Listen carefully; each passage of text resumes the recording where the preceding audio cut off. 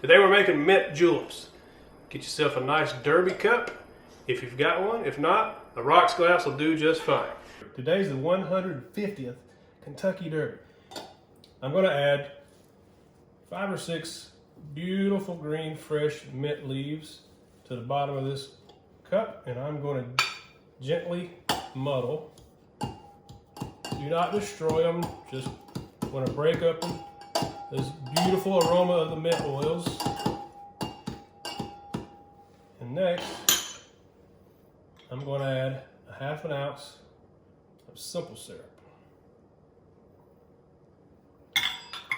You'll need that simple syrup to break up the 3 ounces of good old Kentucky bourbon. Today, I'm using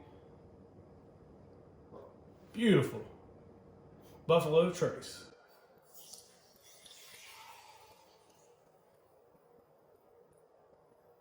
Three ounces of Buffalo Trace, Kentucky bourbon. And next, we're going to use some crushed ice.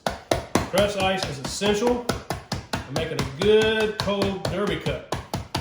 You can break this up in your hand, but if you got an ice bag, it makes it even easier because you're basically making a bourbon slushy. Now we're going to fill this with ice.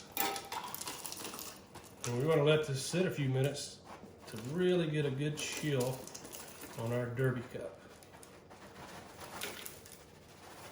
There we go, pile it nice and high.